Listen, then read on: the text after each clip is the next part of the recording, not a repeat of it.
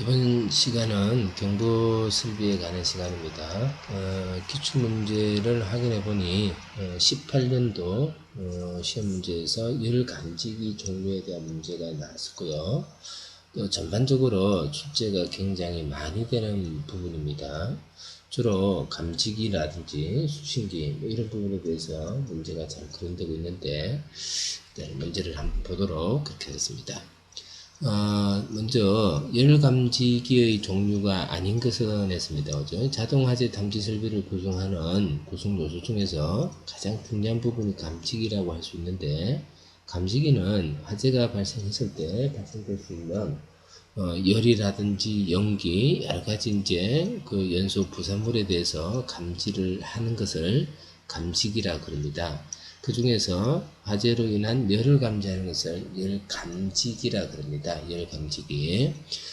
보기 보면 보상식, 광전식, 정원식, 차동식 뭐 이렇게 되어져 있는데요. 우선 이제 그 감지기를 우리가 구분할 때 크게 연기 감지기와 열 감지기로 구분합니다. 연기 감지기와 열 감지기로 구분하는데 가장 기본적인 문제가 연기 감지기와 열 감지기를 구분하는 그런 내용이 됩니다. 우선 열 감지기는 정원식, 그 다음에 차동식, 그 다음에 보상식 이렇게 이제 세 가지로 열 감지기를 구분합니다. 그래서 1번은 이제 정답이 3번이 되죠. 3번. 아주 기본적인 문제 유형인데요. 자, 그러면 이제 우선 그 정원식부터 한번 보겠습니다. 정원식이라고 하는 것은 화재가 발생했을 때 발생되는 열을 이제 감지를 할 때 온도라고 하는 것은 열이 많고 적음을 나타내는 물리적 지표입니다. 그게 이제 온도인데, 정원식이라고 하는 것은 일정한 온도라는 의미를 가지고 있습니다. 정원식은 일정한 온도, 일정 온도에서 감지가 되는 방식이다, 이런 뜻이고요. 차동식이라고 하는 것은 감지기가 동작하는 온도가 다르다는 뜻입니다. 감지기가 동작하는 온도가 다르다.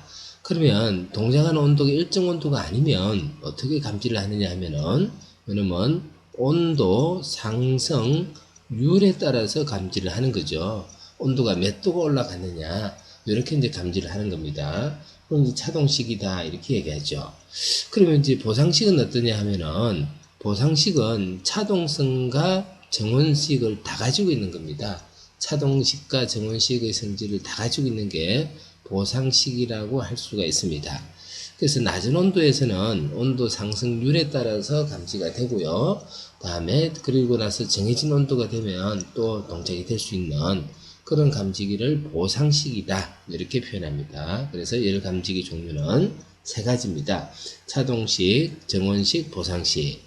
그리고 이제 광전식은 연기 감지기에 해당하는 거죠. 여러분 연기 감지기에 해당하는 건데, 다시 문제가 거론되면은 그때 다시 보도록 하겠습니다. 자, 1번은 정답이 3번입니다. 자, 기출문제 한번 봅니다. 화재 예방 소방시설 설치 유지 및 안전 관리에 관한 법률, 우리가 이제 줄여서 소방시설법이다, 그죠? 소방시설 설치법 이렇게 표현하죠. 그게 이제 화재를 알리는 설비가 아닌 것은 화재 사실을 알려주는 설비를 경보설비라고 하는데요. 경보설비에 해당하지 않는 것은 이런 뜻입니다. 1번에 보면은 무선통신 보조설비가 있는데, 무선통신 보조설비는 요거는 소방대의 활동에 주로 사용하는 소화 활동설비죠, 그죠? 소화 활동설비에 해당하는 게 무선통신 보조설비입니다. 요거는 소방대 활동에 사용되는 거다. 소방대 본격적인 소방설비다, 그죠? 그렇게 했고요. 단독 경보용 감지기, 비상벨, 자동식, 사이렌. 경보 설비는 전부 9가지 종류가 있습니다. 단독 경보용 감지기, 그 다음에 비상벨 했는데, 비상벨하고 자동식 사이렌, 비상벨하고 자동식 사이렌, 요거 두 개를 합쳐서 뭐라고 하냐면은 비상경보 설비라 그럽니다. 비상경보 설비. 자, 그래서 앞으로 비상경보 설비 이렇게 하면은 비상벨 설비와 자동식 사이렌 설비를 합쳐서 그렇게 부르는 거다, 그죠? 그리고 나서 이제 시각경보기, 자동화재 탐지 설비, 비상방송 설비, 자동화재 속보 설비, 통합 감시 시설, 누전 경보기, 가스 누설 경보기 해서 전부 9가지 종류가 있습니다. 자, 두 번째 문제입니다. 다음 소방시설 중 경보설비에 해당하는 것은 했습니다. 그죠? 방금 이제 통합감시시설인데요. 여기 경보설비에 해당하죠. 그죠? 무선 통신 보조 설비와 비상 콘센트 설비는 이거는 소화 활동 설비죠. 옥내 소화제는 소화 설비에 해당하고요. 자, 3번 문제요. 다음 소방시설 중 경보설비에 해당하지 않는 것은, 그죠? 경보설비에 해당하지 않는 것은, 여기 보시면 이제 방금 했던 비상 콘센트 설비는 소화 활동 설비에 해당하니까 이게 답이 되겠고요. 비상 경보 설비는 비상 비열 설비와 자동식 사이렌 설비 두 가지가 있다 그랬죠. 비상 방송 설비, 자동 화재 속보 설비, 자동 화재 탐지 설비. 이렇게 해서 이제 3번은 정답을 3번으로 하면 되겠네. 그죠? 자, 4번 문제입니다. 이제 1번, 2번, 3번은 경보 설비를 구분하는 문제고요. 4번 문제는 경보 설비의 구체적 설치 기준에 관한 얘기인데요. 자동화재 탐지 설비의 설치 기준에 관한 문제입니다. 자동화재 탐지 설비요. 자, 이런 내용들은 뭐 암기를 해야 될 내용들이 많기 때문에 가장 마지막에 정리를 하시면 될 것 같다는 생각이 들고, 가급적이면 이제 많은 부분을 암기할 수 있으면 좋겠다 하는 겁니다. 자, 그리고 이제 이런 소방시설을 설치할 때는 그냥 아무렇게나 설치가 되는 게 아니죠. 그죠? 화재 위험성 정도에 따라서 소방시설이 설치가 되는데, 화재 위험성의 판단은 소방시설을 설치하는 특정 소방 대상물의 규모가 어떠냐, 그죠? 그 다음에 용도가 어떠냐, 그 다음에 수용인원이 어떠냐, 수용인원, 이런 정도에 따라서 설치를 하도록 되어져 있습니다. 그러면 교육연구시설에 자동화재 탐지 설비를 설치하려고 한다. 그때 연면적은 얼마인가, 그죠? 교육연구시설의 규모가 얼마 이상일 때부터 자동화재 탐지 설비가 설치가 되어져야 되느냐 하는 얘기입니다. 그죠? 이제 설치 기준에 관한 사항이니까, 여러분들 이제 자료 찾아보시고 암기하시면 될 것 같은데요. 연면적 기준으로서는 2000제곱미터 이상입니다. 교육연구시설은 연면적 기준이 2000제곱미터 이상일 때 자동화재 탐지 설비를 설치합니다. 자, 5번 문제 봅니다. 자동화재 탐지 설비에 대한 설명 중 옳지 않은 것은 했습니다. 수신기란 감지기나 발신기에서 발하는 화재 신호를 직접 수신하거나 중계기를 통하여 수신하여 화재의 발생을 표시 또는 경보하는 장치를 말한다. 이렇게 되어 있고요. 다음 발신기란 화재 발생 신호를 수신기에 수동으로 발신하는 장치를 말한다. 그 다음에 시각경보장치, 시각경보장치요. 자, 그 다음에 이제 어떤 내용이 나오냐면은 경계구역, 이렇게 해서 이제 나옵니다. 우선 여기서 이제 수신기, 발신기 하는 구조부터 한번 볼 필요가 있겠는데요. 화재가 발생하면은 감지기에 의해서 감지기가 화재를 감지합니다. 그래서 감지기에 의한 화재 감지를 우리는 자동이라고 표현하죠. 자동. 근데 이제 감지기보다는 사람이 거주자가 먼저 화재를 인지를 할 수 있습니다. 그때는요, 화재를 인지한 관계인은 발신기를 조작시키죠. 발신기. 자, 이거는 이제 수동입니다. 수동. 그럼 이제 감지기가 작동이 되거나 발신기를 조작을 하게 됐다는 것은 화재 사실이 이제 감지가 되거나 인지가 되어졌다는 얘기입니다. 그럼 이제 이 신호를 어디에 보내줘야 되느냐 하면은 관리자가 있는 수신기에다가 보내주게 됩니다. 수신기에다가요. 수신기에다가 보내주게 되고, 이제 이 사이에 어떻게 신호를 보내주느냐에 따라서 중계기가 필요할 수도 있습니다. 그래서 감지기, 발신기, 중계기, 수신기 이렇게 이제 구성이 되는데요. 수신기는 감지기나 발신기에서 발하는 화재 신호를 직접 수신하거나 아니면 중계기를 통하여 화재 발생을 표시하거나 경보해주는 장치를 말한다. 자, 이거는 크게 문제가 없는 것 같습니다. 그죠? 자, 그 다음에 발신기는 화재 발생 신호를 수신기에 수동으로 발신하는 장치를 말합니다. 어떤 문제 없습니다. 자, 그 다음에 이제 시각경보장치라는 게 있습니다. 시각경보장치. 자동화재 탐지 설비에서 발하는 화재 신호를 시각경보기에 전달해서 시각장애인에게 전면 형태의 시각경보를 하는 것을 말한다 이렇게 되어 있는데 시각경보기는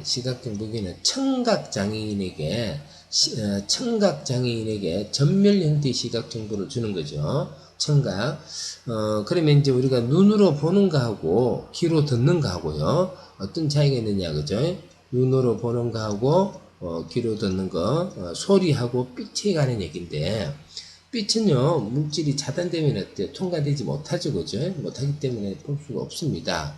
그래서 일반적으로 우리가 신호를 보내줄 때는 소리로서 보내줬을 때, 장애물이 있다 하더라도요, 충분히 이제, 전해질 수 있는 확률이 많아지는 겁니다. 그래서 일반적으로, 경보장치, 음향장치라는 것들이 굉장히 이제 중요하게 다뤄지게 되는데요. 문제는 이제 그 소리를 들을 수 없는 청각장애인들은 소리를 들을 수 없기 때문에 시각정보를 줘야 되는 거거든요. 그래서 청각장애인에게 전멸 형태의 시각정보를 주는 것을 시각경보장치라고 합니다. 그래서 3번이 어때요? 틀렸죠, 그죠? 어디가 틀렸냐면은 시각경보장치라고 해서 시각장애인에게 적용되는 게 아니고요. 청각장애인에게 적용되는 거다. 자, 경계구역 하는 게 나오는데요. 경계구역이란 특정 소방 대상물 중 화재 신호를 발신하고 그 신호를 수신, 유효하게 제어할 수 있는 구역을 말한다. 자, 그게 이제 경계구역입니다. 경계구역인데, 그래서 이 경계구역을 설정을 함으로 인해 가지고요, 화재가 발생한 범위와 화재가 발생하지 않는 범위를 구분을 하고자 하는 최소 단위 구역을 경계구역이다. 이렇게 얘기합니다. 그래서 이런 것들을 미리 이제 설정을 해 놓음으로 인해 가지고요, 화재가 발생했을 때 어디에서 화재가 발생했다는 것을 쉽게 알 수 있도록 하는 거죠. 자, 그래서 4번도 문제가 없습니다. 자, 다음 이제 6번 문제 갑니다. 다음 중 자동 화재 탐지 설비의 구성 요소가 아닌 것은 발신기, 수신기, 감지기, 송신기 나오는데요. 송신기 이런 건 없었죠, 그죠? 그 다음에 7번요. 구성요소가 아닌 것은 했습니다. 그죠? 똑같은 문제입니다. 감지기, 중계기, 소화전, 표시 등 했는데 소화전은 없습니다. 이건 자동화재 탐지 설비가 아니고 소화설비에 해당하는 거죠. 감지기하고 발신기가 이제 화재 사실을 이제 인지를 할 수 있는 방법이고요. 발신기는 요거는 수동이고요. 수동. 그 다음에 감지기는 자동으로 화재를 인지하는 거다. 그죠? 자, 그리고 나서 이제 이걸 어디에 보내줍니까? 수신기로 보내주는데요. 수신기로. 그 사이에 이제 뭐가 필요할 수가 있습니까? 중계기가 필요할 수가 있고요. 수신기에는 여러 가지 형태의 표시등이 어때요? 설치가 되어져 있다. 그죠? 그렇게 보면 되겠죠. 자, 8번 문제 갑니다. 소방 대상물 중 화재 신호를 발신하고 그 신호를 수신 및 유효하게 제어할 수 있는 구역을 무엇이라고 하는가 했는데요. 요거는 경계구역입니다. 경계구역. 앞에서도 이제 잠깐 나왔었는데, 그죠?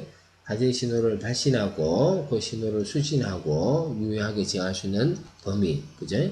그게 이제 경계구역이고요. 이 경계구역을 설정할 때는 뭐 평면, 수직, 뭐 이렇게 해서 미리 범위를 정해놓습니다.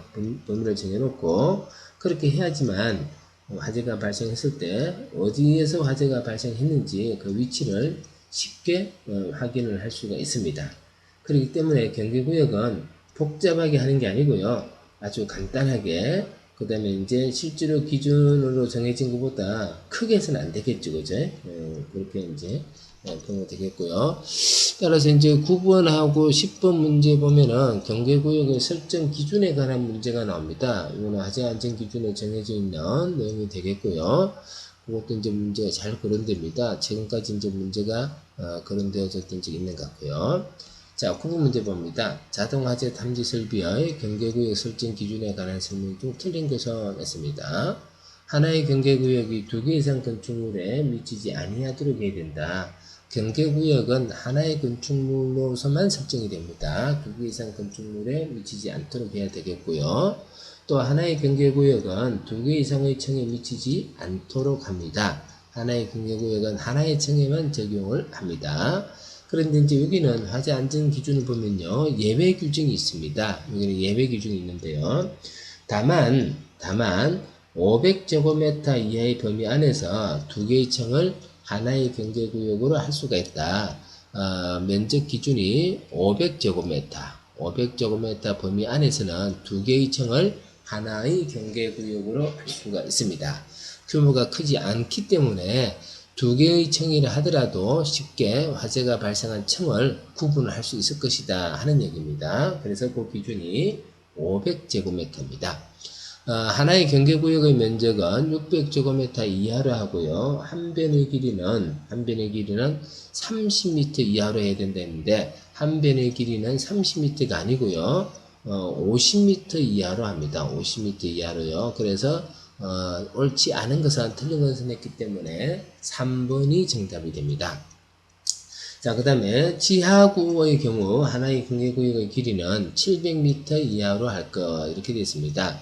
지하구라고 하는 것은 지하에 있는 구조물을 말합니다. 여기 이제 통신, 전력, 그죠? 여러 가지 이제 이런 기반 시설이 될 수 있는 것들이 들어가게 되고요.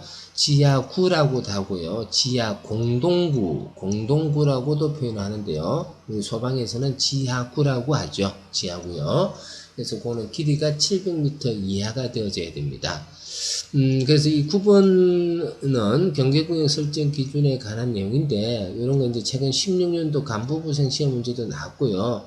충분히 이제 우리 문제에도 거론될 수 있는 부분입니다. 그런데 이제 여기서 우리가 수치만 한번 확인해 보면요. 두 개 건물에 가면 안 되고요. 두 개 층에 가면 안 돼요. 두 개 층에 할 수 있는 경우는 규모가 얼마요? 500제곱미터. 500제곱미터 이하일 때 그렇습니다. 하나의 경계구역 면적은 600제곱미터고요. 길이는 50m입니다. 길이는 50m요. 한 변의 길이는 50m. 50m가 넘어가서는 어때요? 안 된다는 얘기죠. 그런데 이제 여기 3번에도 보면은 50m 이하로 해야 되는데 예외 규정이 하나가 나옵니다. 예외 규정이 50m가 얼마가 될 수 있냐면은 50m가요. 예외 규정이 만일에 이제 50m 한 변의 길이가 50m 범위 안에서 이제 면적이 600이라 그랬잖아요. 600이라 그랬는데 당해 소방 대상물의 주된 출입구에서 내부 전체가 다 보일 수 있는 거, 내부가 다 보여요. 내부가 다 보이면은 이 600제곱미터가 얼마가 될 수 있냐면은 1000제곱미터까지가 가능하다. 1000제곱미터까지가 가능하다. 그렇게 이제 보시면 됩니다. 그래서 결국은 예외적 규정이라고 하는 것이 면적에 대한 판단이다, 그죠? 면적에 대한 판단. 기본적으로 한 변의 길이는 50m인데, 그래서 면적은 600으로 해야 된다. 근데 출입구에서 한눈에 다 보이면은 1000제곱미터까지 가능하고, 두 개 층에 가면 안 되는데, 만일에 두 개 층의 면적이 500제곱미터 이내라면은 두 개 층까지도 할 수가 있다, 그죠?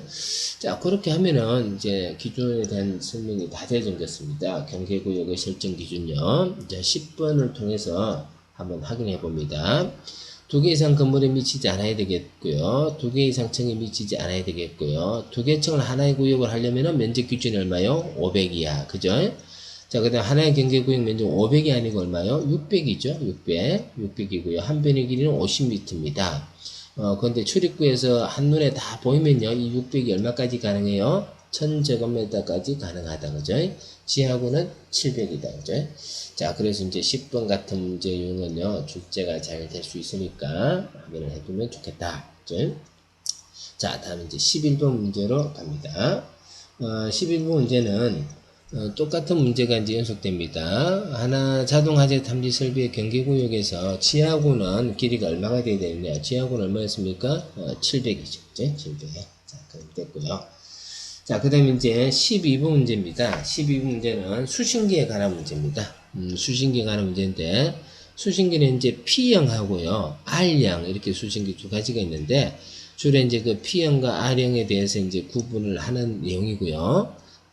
그래서 수신기가 지금 12번, 그 다음에 이제 13번, 이렇게 이제 두 문제가 기출이 되어져 있는데요. 뭐, 요 두 문제 정도만 이해를 하시면은 충분히 가능할 것 같다 하는 거고요. 주로 수신기 문제는 이제 P형과 R형을 구분하는 겁니다. P형과 R형을 구분하는 건데요. P형이라고 하는 것은 프로프라이어틀이라고 하는 겁니다. 요거는 독점하고 있다라는 뜻입니다. 독점하고 있다 이런 뜻이고요. R형은 레코드라고 하는 R자를 적은 거죠. 요거는 이제 기록하고 있다. 기록하고 있다. 이런 뜻입니다. 그래서 P형 수신기와 R형 수신기 이렇게 있는데, 그럼 이제 이 수신기 P형과 R형을 구분할 때, 두 개를 가장 쉽게 구분할 수 있는 게 뭐냐면은, 신호가 어떤 방식이냐 하는 겁니다. P형은 주로 공통신호라고 표현합니다. 공통신호. 그 다음에 R형은요, R형은, 고유신호라고 합니다. 고유신호. 고유신호다. 이렇게 얘기하는데, 어떤 차이가 있느냐 하면요, 화재가 발생합니다. 자, 화재가 발생합니다. 그러면 이제 P형 수신기 같은 경우에는 화재가 발생했을 때 이제 감지기가 동작이 될 수도 있고요. 그 다음에 이제 발신기를 조작시킬 수도 있습니다. 그러면 이제 이 신호가요, 어디로 갑니까? 수신기로 갑니다. 수신기로. 이 신호가 수신기로 가서요, 이제, 화재 사실을 인지를 하게 되는 겁니다. 자, 그런데 이제, R형이라고 하는 것은 화재가 발생해서 감지기가 동작이 되거나 또는 발신기를 조작을 했을 때 수신기로 가는 신호를 중계기를 거쳐서 가는 겁니다. 중계기를 거쳐 가지고요, 화재 발생 사실이나 감지기, 발신기 요 조작이 한 것들이 중계기를 거쳐서요, 중계기를 거쳐서 수신기로 이렇게 입력이 되는 형태를 뭐라고 하냐면은, R형이다. R형. 이렇게 표현합니다. 그러면 공통신호와 고유신호라고 하는 것은 어떤 거냐 하면은, 공통신호는 수신기 전 회로를 공통으로 사용하는 겁니다. 공통으로요. 그래서 경계구역이 설정이 되면요, 각각의 경계구역마다 회로가 다 필요한 겁니다. 그래서 어떤 회로에서 신호가 발생이 되어졌냐에 따라서 화재가 발생한 부분을 찾아내는 거죠. 그래서 전 회로 공통으로 사용되는 신호 방식이다. 그래서 이제 공통신호라고 얘기를 하는 거고요. 그 다음에 R형은 이거는 회선별로 하는 게 아니고요, 하나의 버스선을 이용하고, 그래서 그 상태를 감시하기 위해서 중계기를 주소화시키는 겁니다. 중계기를 주소화시키는 겁니다. 그래서 R형 수신기 같은 경우는 통신선이 2개가 있고요, 전원 공급선 2개, 이렇게밖에 없습니다. 그리고 이제 각각의 경계 구역에 대해서 주소를요, 이진법으로 중계기에 설정을 하는 겁니다. 그러니까 결국은 배선이 어때요? 훨씬 더 작게 되는 거고요. 배선이 훨씬 더 작게 되는 거고, P형 같은 경우는 요거는 실선으로 배선을 하지만, R형 같은 경우는요, 요거는 실선 배선이 아니고 통신 배선을 한다는 겁니다. 통신 배선을 한다는 거고요. P형 같은 경우는 실선에서 이제 온오프 접점 신호를 가지고 하는데요. 지금 R형 같은 경우는 통신 신호를 이용한다는 겁니다. 통신 신호요. 그게 이제 틀리죠. 그래서 이거를 고유 신호다 이렇게 하고, 요거를 이제 공통 신호다 이렇게 표현합니다. 그래서 요 구분이 이제 제일 많이 이제 거론되는 표현 같아요. 예를 들어 13번 문제도 보면은 수신기는 대형 건물의 R형 수신기는 P형 R형 이렇게 구분하고 나오는데요. 이제 그 뒤에도 여러 문제들이 보면은 이게 공통 신호냐 고유 신호냐 이런 걸 이제 물어보는 게 주가 됩니다. 그러면 이제 이렇게 해놓고 이제 한번 보면 P형에 비해서 선로수를 적게 할 수 있다. R형은 가령 이제 경계구역에 100개가 설정이 되어져 있다면은 P형 같은 경우는 해순수가 100개가 되어야 돼요. 그죠? 근데 이제 R형은 그렇지 않다 그랬거든요. 그래서 선로수를 적게 할 수 있어서 경제적이다 했기 때문에 이건 어때요? 맞는 편이죠. 그죠?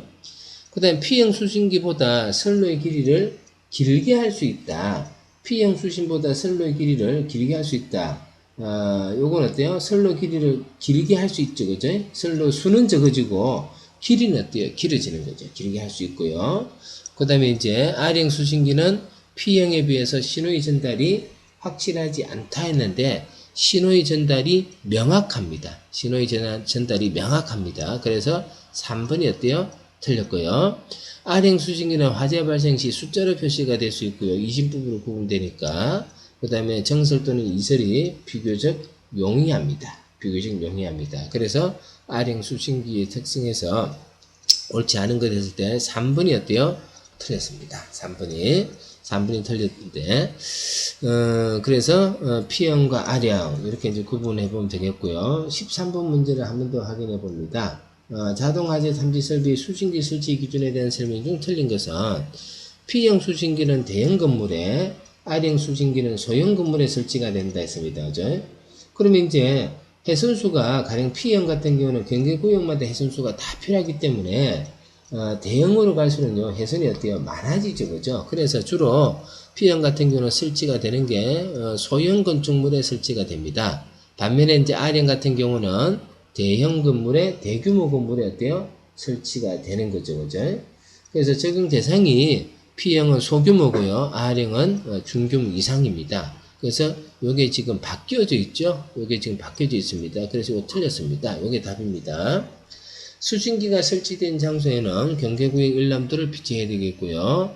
수신기의 조작 스위치는 바닥으로부터 높이가 0.8에서 1.5m 이하, 그죠? 0.8에서 1.5m 이하. 하나의 경계구역은 하나의 표지등 또는 하나의 문자로 표시하도록 해야 됩니다. 그래서 다른 거는 문제가 없고요. 13번은 이제 1번이 정답이 됩니다. 1번이요. 중계기가 필요한 게 뭐예요? R형 수신기죠. 중계기가 필요한 게 R형 수신기고요. 그 다음에 이제 지구화재 표시 방식이 이제 문자, 숫자를 사용해서 표시할 수 있겠고요. 그 다음에 신호는 통신 신호로 가는 게 R형입니다. R형이고요. 최대 해류수에는 제한이 없죠. 최대 해류수에는 제한이 없고요. 그래서 이제 대규모 신호 건축물에 설치가 되는 거고요. 시선 배선이 아니고 통신 배선이고 접점 신호가 아닌 통신 신호로 보내주는 겁니다. 이런 것들을 고유 신호다 이렇게 됩니다. 고유 신호요. 자, 그래서 수신기 설치 기준 했고요. 자, 이제 다음 문제로 가봅니다. 14번 문제 갑니다. 연면적 4층이고요. 10층 건물 2층에서 화재가 발생하였다. 화재 안전 기준에 어거 자동 화재 탐지 설비의 음향장치, 이제 경보 설비는 화재 사실을 통보해 주는 것이기 때문에 음향장치가 중요하다. 소리는 누구라도 쉽게 들을 수가 있다. 근데 이제 소리를 들을 수 없는 청각장애인에게는 시각경보기가 필요하다. 뭐 이런 얘기 이제 앞에서 했었고요. 자, 음향장치 기준이 이제 어떻게 되느냐 하는 건데요. 음향장치가 어떻게 경보를 바라느냐 하는 겁니다. 음향장치가 경보를 바라는 방법에 관한 얘기입니다. 경보를 바라는 방법에 관한 얘기인데요. 자, 이때, 건물의 규모가 5층 이상으로서, 연면적이 3,000제곱미터를 초과하는 경우요. 3,000제곱미터를 초과하는 경우에는 경보가 어디에 울려야 된다라는 기준을 정해놓고 있습니다. 화재 안전 기준에 보면요. 요거는 이제 자동 화재 탐지 설비 화재 안전 기준이 NFSC 203입니다. NFSC 203. 요러면 이제 8조입니다. 8조. 8조에 보면은 자동 화재 탐지 설비의 음향장치에 있어서 경보를 바라는 방법에 대해서 설명을 하고 있습니다. 자, 그러면 이제 기준이 5층 이상으로서 연면적이 3,000제곱미터 이상이다. 이 말은요. 규모가 어때요? 대규모다. 그죠? 규모가 크다. 그죠? 5층 이상이고 그 다음에 3,000제곱미터 이상이니까 규모가 크다. 그러면 이제 화재가 발생했을 때 화재 확산의 문제가 있거든요. 그래서 음향장치의 경보를 발화가 된 층에만 해주는 게 아니고요. 다른 층에도 어때요? 경보를 발해줘야 된다 하는 얘기입니다. 자, 이때 어떻게 구분하고 있냐면은 5층 이상이고 뭐 이랬거든요. 그래서 건물의 층을 자, 요게 이제 GL면이다. 그죠? 그러면 이제 층이 요거는 이제 지하층이고요. 지하층. 그 다음에 1층, 그 다음에 2층, 그 다음에 3층. 자, 그래서 쭉 이렇게 올라간다, 그죠? 자, 그랬을 때, 자, 먼저 어떻게 되어 있냐면은, 2층 이상의 층에서 발화가 됩니다. 자, 발화가 어디서 되느냐면은, 2층 이상의 층에서, 여기서 불이 나요. 그러면 이제 당연히, 불이 난 층에 대해서는 어때요? 경보가 울려야 되겠죠? 불이 난 층에 대해서는 경보를 울리고요. 2층에서 불이 났는데 이 화재가 1층에 영향을 줄 수 있을까요? 그렇게 문제는 없겠죠, 그죠? 왜 그러냐면 화재는 확산 위로 되니까 그래서 2층 이상의 층에서 화재가 발생되면은 발화된 층하고요, 그 직상층에, 그래서 2층하고 3층에다가요, 음향장치 경보가 발하게 됩니다. 그러면 이제 문제는 연면적 4층이고 10층 건물이다. 그래서 이건 이제 5층 이상으로서 3층 이상 조건에 맞고요. 2층에서 화재가 발생했다. 그러면은 2층, 발화층 2층하고요, 직상층 3층에다가요, 음향장치 경보가 울리게 됩니다. 자, 그 다음에 1층에서 발화가 됩니다. 1층에서 발화가 됩니다. 자, 여기서 발화가 됩니다. 그럼 당연히 이제 발화층은 이제 경보가 울려져야 되겠고요. 그 다음에 이제 화재가 확산되니까 지상층에도 어때요? 울려져야 되겠고요. 그 다음에 이제 이 1층과 다 있는 지하층에도 어때요? 경보를 울려줍니다. 지하층에도요. 그래서 1층에서 발화가 되면은 지하층하고요, 그 다음에 직상층하고요, 발화층요. 자, 그 다음에 이제 지하에서 발화가 됩니다. 그 지하가 가령 지하 1층, 2층이 있다. 지하 1층이고 지하 2층이 있다. 그죠? 자, 여기서 발화가 됩니다. 여기서 발화가 됩니다. 그럼 이제 당연히 발화층에는 알려줘야 되겠고요. 그리고 이제 직상층에도 알려줘야 되겠고요. 다른 지하층에도 알려줍니다. 다른 지하층에도요. 그래서 지하층이 문제가 되면요, 지하층은 다 알려주고요. 발화층은 당연히 알려주는 거고요. 발화층은 직상층에 알려줍니다. 발화층은 직상층에. 자, 그렇게 이제 구분을 해보면 되는데요. 2층에서 이제 화재가 발생했다. 2층 이상의 층이니까 발화층하고요, 그 직상층에 경보가 울리게 됩니다. 자, 요것도 한번 정리하니까 한 번 더 확인해 보면 좋겠습니다. 자, 15번 문제 갑니다. 다음 중 자동화재 탐지 설비의 감지기 종류에서 열 감지기가 아닌 것은 했습니다. 열 감지기가. 요거는 이제, 앞에서 최근에, 18년도에 이제 문제가 나왔었죠. 그죠? 열 감지기 종류가 아닌 것은 해서 문제가 나왔었거든요. 그거하고 이제 같은, 의미를 갖는다. 그죠? 감지기 종류는 아주 기본적인 문제입니다. 그래서 굳이 이제 이놈은 여기서뿐만 아니라 다른 문제에서도 잘 거론될 수 있기 때문에 정확하게 이제 기억을 하고 정리를 해두면요, 좋을 것 같습니다. 우선 감지기 했을 때 제일 먼저 이제 거론될 수 있는 게요, 이게 열 감지기냐 연기 감지기냐 하는 겁니다. 열 감지기냐 연기 감지기냐 하는 건데요, 열 감지기가 아닌 것 했기 때문에 당연히 답은요, 연기 감지기입니다. 연기 감지기는요, 이온화식, 여기 연기 감지기죠. 연기 감지기는 이온화식하고요, 광전식이 있습니다. 이온화식하고 광전식, 이렇게 이제 두 가지로 구분을 할 수가 있습니다. 그래서 이온화식, 광전식이냐, 요 부분하고요, 그 다음에 이제 열 감지기, 정원식, 차동식, 보상식이냐, 요렇게 나누는 게 필요합니다. 요렇게 나누는 게요. 그래서 요 둘 중에 이제 어느 쪽에 해당하느냐 하는 차이고요. 정원식은 아까 얘기했던 것처럼 일정한 온도에서 작동합니다. 일정한 온도. 차동식은요, 일정한 온도가 안 정해져 있어요. 동작 온도가 다르다, 그죠? 그럼 어떻게 하느냐? 온도 상승률에 따랐어요. 보상식은요, 정원식과 차동식을 다 갖고 있는 거다 하는 거고, 이온화식이라고 하는 것은 연기 입자 이온을 직접 검출을 해냅니다. 아, 연기가 발생해 있네. 그러면 화재가 발생했겠구나. 이렇게 판단하는 거고요. 광전식은 연기 입자의 검출을 빛을 이용하는 거죠. 빛을 이용하는 겁니다. 그래서 빛을 쏘아서요, 연기가 이제 있으면은 빛이 투과가 되지 않거든요.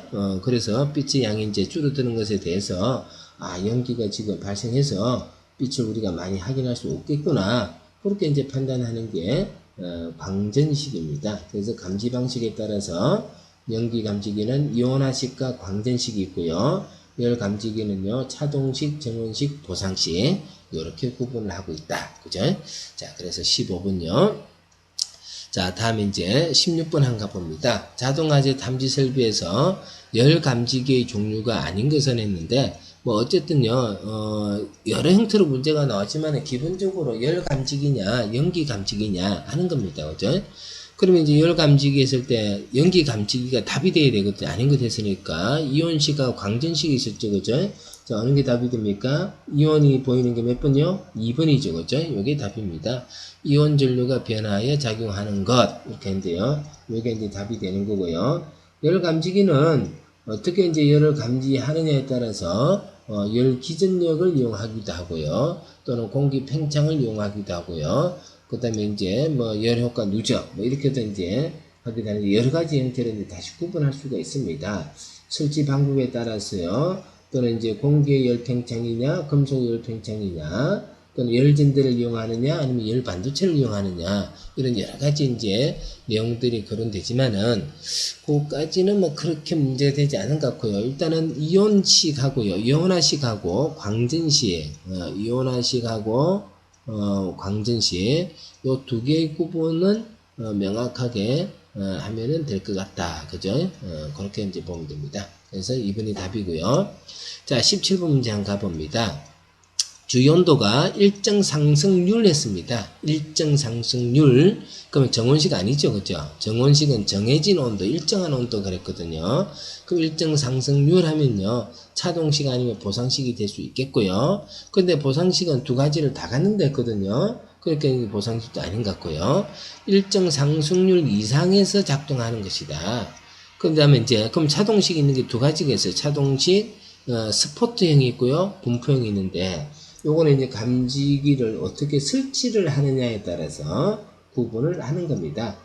감지기 설치 형태에 따라서 구분을 하는 건데요.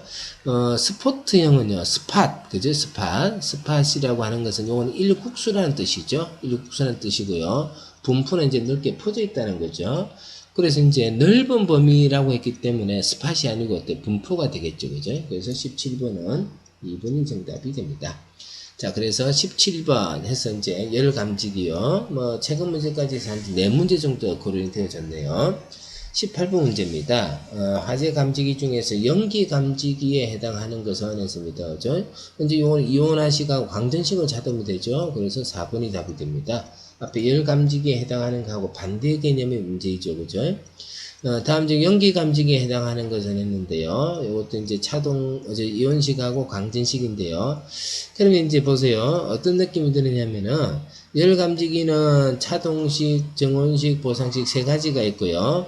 그 다음에 연기 감지기는 이온화식, 광전식 이렇게 두 가지가 있잖아요. 그래서 문제가 항상 어떻게 나오느냐. 열 감지기가 아닌 것은 나오고요. 연기 감지기에 해당하는 것은 이렇게 나와요. 그러면 결국 뭐냐면은, 열 감지기하고 연기 감지기를 작동 방식에 따라서 구분을 할 수 있느냐 없느냐 뭐 이런 얘기입니다. 자, 그래서 19번까지요. 연기 감지기와 열 감지기의 구분에 관한 내용이었고요. 20번 문제 갑니다. 천정에 설치하는 감지기에 관한 설명 중 가장 옳은 것은 했습니다. 그죠? 차동식 분포형 감지기. 자, 차동식 분포형입니다. 분포형요. 차동식이니까 일정 상승률 이상이 되는 거고요. 그 다음에 이제 분포형인데 일국수 스팟이 아니죠. 그죠? 넓은 범위죠. 그죠? 이거 틀렸네요. 그죠? 문제는 옳은 것은 했네요. 자, 연기 복합식 감지기란 연기 복합식 감지기. 연기 복합식 감지기라고 하는 것은 연기 감지기 종류가요. 감지 방식에 따라서 어떻게 나눴습니까? 이온화식하고요. 광전식이 있었죠. 이온화식하고 광전식이 있었는데요. 이온화식은 주로 어떤 화재를 감지하느냐 하면요. 이온화식은 요거는 불꽃 화재를 감지합니다. 불꽃 화재요. 불꽃 화재를 감지하고요. 광전식은요. 훈소 화재를 감지합니다. 훈소 화재요. 훈소 화재. 훈소 화재라고 하는 것은 이제 불꽃이 안 생기는 거죠. 그러면 이제 우리가 화재를 구분할 때, 연소를 구분할 때, 불꽃의 유무에 따라서 불꽃 화재와 불꽃 화재가 아닌 거, 무혐화재, 유혐화재, 무혐화재, 이렇게 구분하죠. 그죠? 구분하는데, 불꽃이라고 하는 것은 이제 연소 생성물입니다. 근데 훈소라고 하는 것은, 우리가 연소가 되려면은, 세 가지 요건이 갖춰져 있어야 돼요. 세 가지 요건이 뭐냐면은, 연소 3요소죠. 가연물, 그 다음에 산소, 점화원이죠. 이때 이제 우리는 가연물과 산소를 뭐라고 표현하냐면 물질 조건이다 이렇게 합니다. 이게 이제 갖춰져야 되고요. 점화원이라고 하는 것은 에너지 조건을 말하는 거죠. 그러면 물질 조건에서 가연물과 산소는 어떻게 이제 조건이 갖춰져야 되느냐? 연소 범위가 적절한 범위 안에 있어야 됩니다. 연소 범위가. 그래서 이 연소 범위가 적절하지 않게 되면은 반응이 어때요? 잘 일어나지 않게 되는데, 그죠?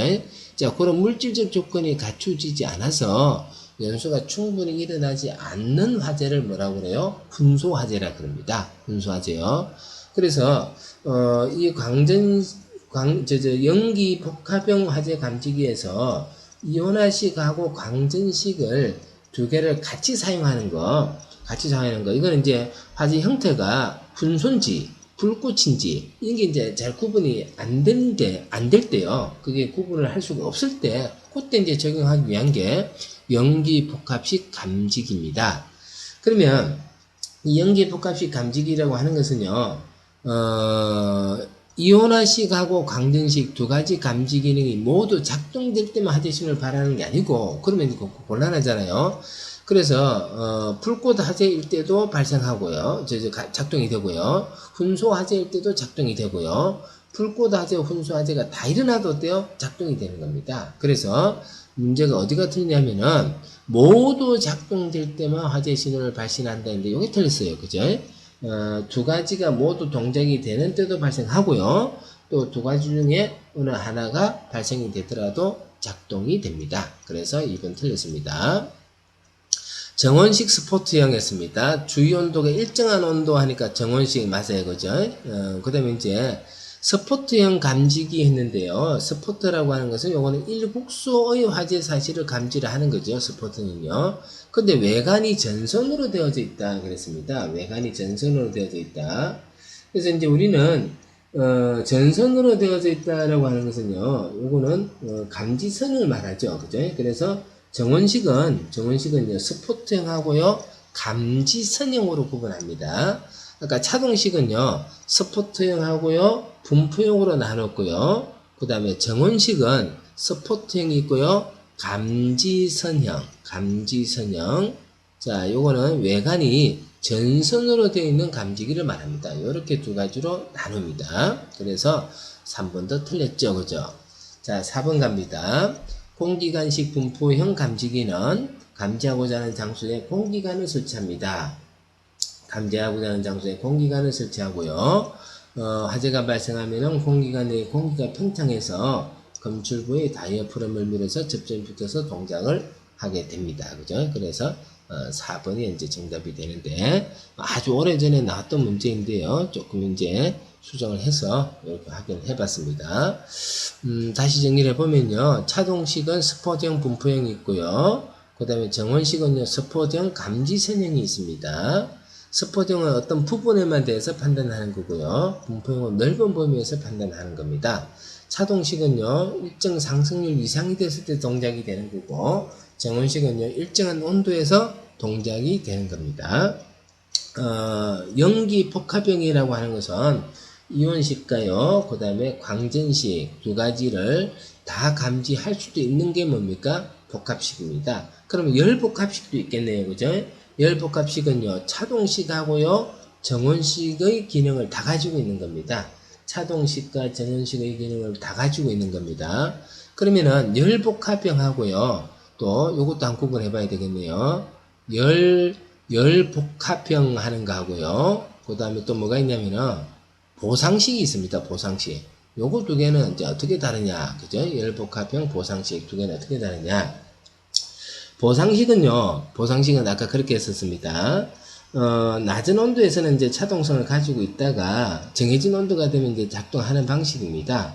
그래서 요거는 보상식은요, 차동식하고 정원식 중에서 먼저 동작하는 두 기능 중에서 먼저 감지가 되는 것에 따라서 작동이 될 때는 보상식이라 그래요. 보상식이라 그러고, 열복합형이라고 하는 것은 두 개가 한꺼번에 발생하거나 두 개 중에 어떤 거라도 상관이 없다는 얘기입니다. 그래서 두 개가 이제 다르게 되어 있고요. 요거는 이제 두는 목적은 가령 이제 그 보상식 같은 경우는 실보 방지입니다. 실보 방지 이렇게 표현하고 실보. 그다음에 이제 그 열복합형 같은 경우는 비화재보 방지. 요렇게 이제 이야기를 하는데, 비화재보라고 하는 것은 화재가 아닌데요. 화재가 아닌데, 비화재. 화재가 아닌데 알려주는 거예요. 그걸 방지하려고 하는 겁니다. 그게 이제 비화재보고요. 실보라고 하는 것은 뭔가 이제 하나가 문제가 생겨서 동작이 안 되면 안 되거든요. 그때 이제, 화재 경보를 못하게 될 때는 이제 실보라 그럽니다. 그래서 보상식은 주로 이제 실보 방지용으로 사용되고요. 열복합형은 비화재보 방지용으로 사용됩니다. 그렇게 이제 구분하면 좀 더 보충이 될 것 같네요. 자, 21번 갑니다. 자동화재 탐지 설비에 관한 설명 중 옳지 않은 것은 이온화식 감지기는 연기다. 이거 어때요? 맞죠? 이온화식은 연기다. 연기는 이온식, 광전식이 있다. 그죠? 자, 스파정은 일국소다. 이것도 맞죠? 그죠? 일국소다. 스파정은요. 변화하는 연속적인 신호를 출력할 때는 아날로그라고 그런다. 아날로그. 보상식은 연기 감지기를 한다. 보상식은 연기 감지기를 한다. 보상식은 연기가 아니고요. 보상식은 열 감지기에 해당하죠. 열 감지기. 보상, 열복합형, 보상식 구분했습니다. 그죠? 자, 22번 갑니다.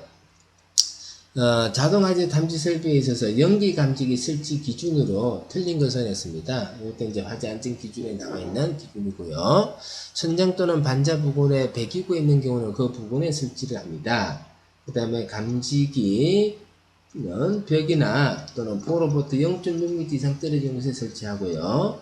그 다음에 폭도 및 통로에 있어서는 보행거리 20m가 아니고요. 30m입니다. 보행거리 20m가 아니고 30m마다 한 개씩 설치를 합니다. 자, 그 다음에 감지기는 계단 및 경솔에 있어서 수직거리 15m마다 한 개 이상으로 설치할 것. 자, 이거 이제 설치 기준에 관한 거고요. 화재 안전 기준을 말합니다. NFSC 화재 안전 기준을 말하는데, 이런 것들은 이제 나올 때마다요, 다른 문제를 통해서 그 기준을 익히시면 될 것 같습니다. 자, 23번 문제 갑니다. 부착 높이에 따른 감지기에서 차동식 분포형 감지기는 몇 미터 미만으로 설치가 가능한가 이렇게 되어 있습니다. 그래서 감지기를 어디에 부착하느냐, 가능히 이제 건물은 이렇게 한 층이 나오고요. 우리 소방에서 건물은 한 층을 일반적으로 4m라고 보죠. 4m로 보는데, 이보다 더 높아지면요, 천정고가 높아지게 되는 거죠. 그러면 이제 열 감지기로 열 감지가 되는 것보다는 연기 감지기가 훨씬 더 효율적일 수 있다. 그죠? 그래서 이제 감지기가 어디에 달리느냐 하는 부착 높이에 따라 가지고요, 감지기 종류가 달라지게 됩니다. 감지기 종류가 이제 달라지게 되는데요. 4m 미만으로 낮을 때는요, 어떤 걸 설치하더라도 상관이 없습니다. 상관이 없고요. 그 다음에 이제 4m 다음에는 이제 뭐가 나오냐면은 8m가 나옵니다. 4m에서 8m요. 그 다음에 이제 그 위에는 이제 얼마가 나오냐면은 15m가 나오고요. 15m. 그 위에는 얼마가 나오냐면은 20m가 나옵니다. 20m. 그래서 천정의 이제 높이가, 감지기 부착 높이가 이제 이렇게 높아지는 경우입니다. 그래서 4m 미만이라고 하는 것은 일반적인 건물의 형태다. 그죠? 한 층이다. 한 층이다. 그래서 뭐 4m는요, 이거는 뭐 어떤 걸 설치하더라도 상관이 없어요. 차동식, 보상식, 정원식 다 가능하고요. 이온식, 관전식 다 가능하고요. 열복합형, 연기복합형, 열연기복합형, 불꽃 감지기까지 모두 다 가능합니다. 모두 다 가능합니다. 그 다음에 이제 3m 이상 8m 미만 이렇게 가는데요. 이건 이제 천정이 좀 높아졌다. 감지기를 설치하는 부분이 이제 좀 더 높아졌다. 그죠? 그랬을 때 이제 감지기의 종류는 다르지 않습니다. 단지 이제 감지기는 감지를 할 때 그 감지 특성에 따른 감도가 있는데요. 그게 좀 달라질 수가 있습니다. 그래서 특종, 1종, 2종 이렇게 구분하는데 그게 좀 달라질 수 있는데, 일단 4m에서 8m까지는요, 뭐 그렇게 문제가 없습니다. 자, 그 다음에 8m를 이제 넘어가면요, 두 개 층을 넘어가는 경우거든요. 두 개 층을 넘어가는 경우다 보니까, 이때는 이제 정원식 감지기는요 곤란합니다. 정원식 감지기는 곤란하게 되고요. 열 감지기를 사용하자면은 차동식으로 가야 됩니다. 차동식으로요. 그래서 차동식 분포형 감시기가 어디까지 설치가 가능하냐 하는 건데, 그죠? 요거 이제 15m까지만 설치가 가능합니다. 15m 미만. 그래서 15m 미만까지만 가능하다. 15m 미만. 15m를 넘어가게 되면요. 아주 높아지다 보니까 열 감지기는 안 됩니다. 연기 감지기를 가야 되는 거고요. 그렇게 이제 구분을 해보면 됩니다. 그래서 열 감지기가 사용될 수 있느냐 없느냐 하는 판단에 있어서 여기 문제가 나온 게요. 요게 기준이 됩니다. 요게요.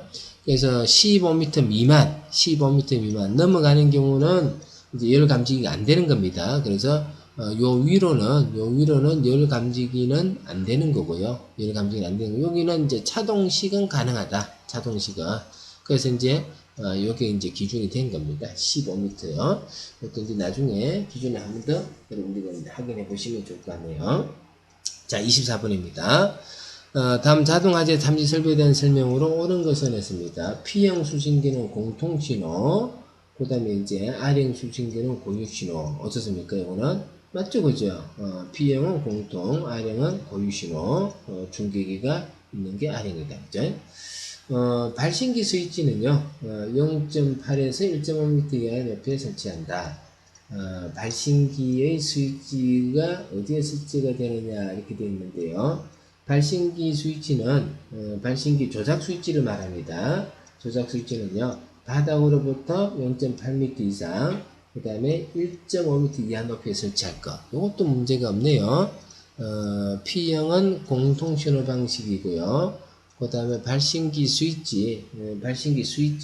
스위치라고 표현이 되어 있는데요. 이게 이제 조작 스위치입니다. 조작 스위치요. 그래서 0.8, 1.5m 이하 이것도 맞습니다.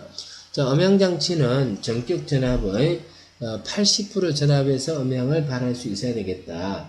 음향장치에 관한 게 나오는데 전격 전압의 80% 전압에서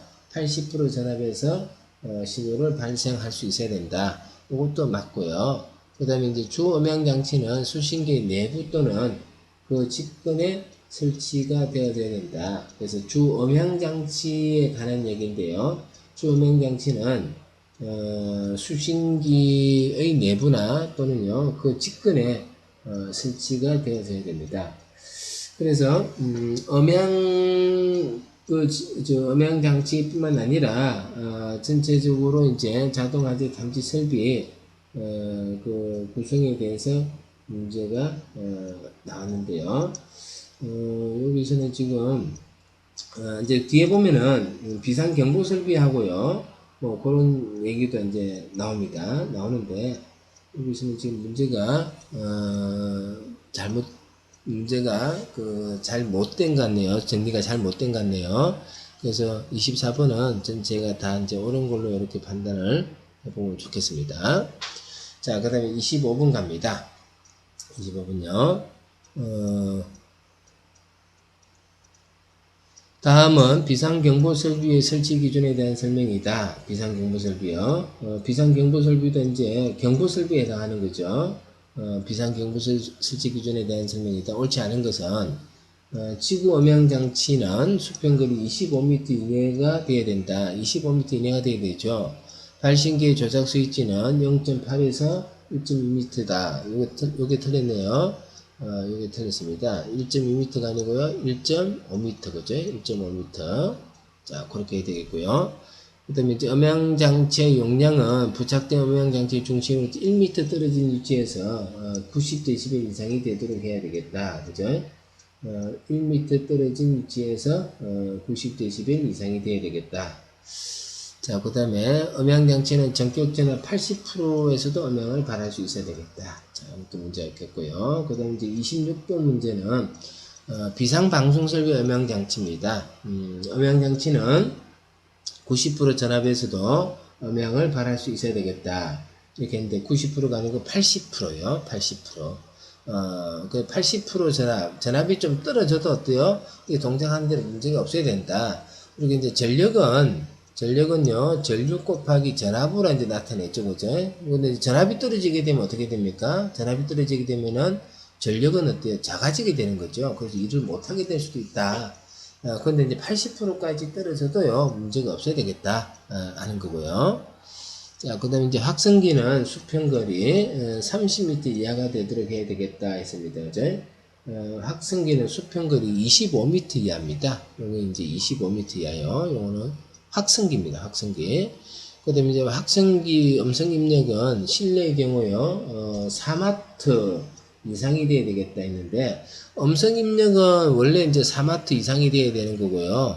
그 다음에 이제 실내의 경우는 4마트가 아니고, 실내는요, 1와트 이상이면 됩니다. 1와트 이상이면요. 조작 스위치는 0.8에서 1.5m의 높이에 설치된다. 이 4번이 원래요. 그죠? 자, 그래서, 26번은 비상경보설비의 음향장치. 그 다음에 25번은 비상경보설비 설치 기준. 그죠? 그 다음에 이제 24번은 자동화재 탐지 설비. 뭐, 이렇게 이제 구분이 되는데, 나온 내용들이 이제 문제가 많습니다. 뭐 26번이 많은데, 대부분 어떤 문제가 나오냐면은 자동화재 탐지 설비요. 자동화재 탐지 설비. 감지기, 수신기. 감지기는 연기 감지기와 열 감지기. 수신기는 P형과 R형. 요런 구분은 반드시 되어져야 되겠다 하는 생각이 듭니다.